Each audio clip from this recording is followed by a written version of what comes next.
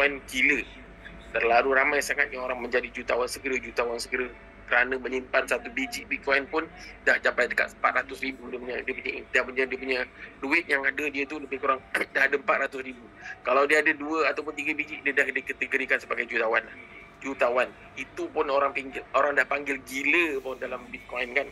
Orang memang cakap kau ada Bitcoin 3 biji, kau dah kira gila lah. Gila kaya lah. Tetapi dia tak tahu yang MMC ni lagi gila. Okay? Lagi gila.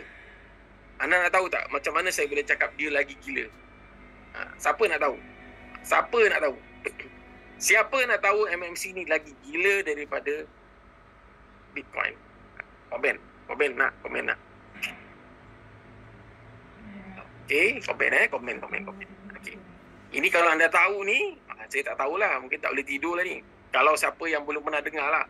Kalau yang dah pernah dengar, mungkin dia dah tahulah. Siapa yang baru malam ni join saya punya Zoom, mungkin anda dapat sesuatu apa yang saya nak cerita nanti. Okay ya? Okay, kita benarkan siapa-siapa lagi nak join ni. Okay, sekarang dah boleh masuk dah. Dah 107 apa semua dah, mungkin dah upgrade lah. Okay? Okay, siapa-siapa yang dah tahu, mungkin benda ni dah tahulah. Sesiapa yang tak tahu, ni saya akan cerita perbezaan antara Bitcoin dengan MMC dari segi gila. Gila ke gila-gila, saya tak tahu. Okay. Kita tengok kat sini penciptanya, inilah Anonymous. Okay. Decentralized sama. Bidang macam ni. Dihasilkan macam ni. Okay. Peer-to-peer sama. Withdrawal community sama. Overpaid takkan overpaid. Okay. Bidang kewangan dan networking. Kita highlight di bahagian mana? Yang anda nak tahu di bahagian mana kita nak highlight?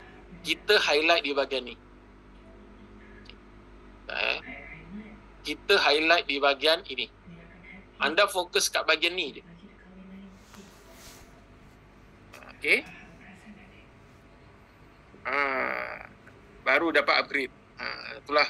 Tadi rasa memang package lah tadi. Setahu saya kalau 100 limit kepada 100 memang package. Alright, settle lah. Okey, anda tengok di bahagian mining dengan bonus MMC. Anda fokus kat situ je. Okey, dihasilkan oleh proses mining. Siapa tak tahu tentang Bitcoin, anda boleh Wikipedia, anda boleh Google. Berapakah limit Bitcoin yang akan ada di pasaran dunia? Limitnya adalah sebanyak 21 juta sahaja. Kenapa 21 juta? Saya tak tahu. Itu kena tanya Satoshi Nakamoto kenapa 21 juta. Dan saya tak tahulah kenapa ia dilimitkan kepada 21 juta sahaja. Okey. Tetapi di MMC dihasilkan oleh proses bonus MMC. Kalau anda fikir logik bonus MMC ni, kalau kita kira, kita sifirkan, kita congak-congak sikit dia dihasilkan oleh proses bonus MMC. Okey, contoh kita ambil satu orang. Satu orang ni package, dia ambil join package 5 star. Bila join dia 5 star, penaja akan dapat 1000, betul? 1000 MCP. Okey. Dah terhasilnya bonus sebanyak 1000. Okey, ingat 1000. Ini baru seorang. Kalau contohnya ada 1000 orang,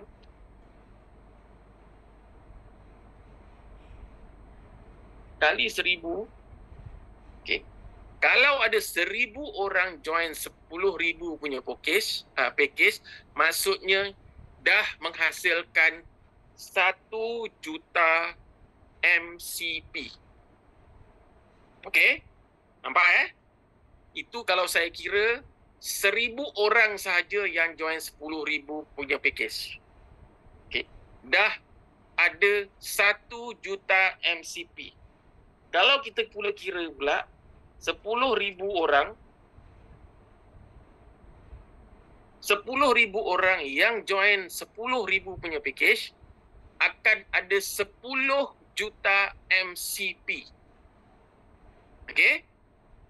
Anda tengok kat dunia ni, saya agak-agak lah, dalam 10 bilion orang lah, agak-agak lah. Dekat Malaysia sahaja 34 juta. Betul? 34. 37 ke? 37 ke 34? Tak tahulah. Yang terkini berapa? 37 ke? Ke 34 juta? 34 juta lah senang cakap. Kita ambil lah 1 juta orang sahaja. Kita ambil 1 juta pun tak apa. Kita ambil 1 juta. Kita ambil 1 juta.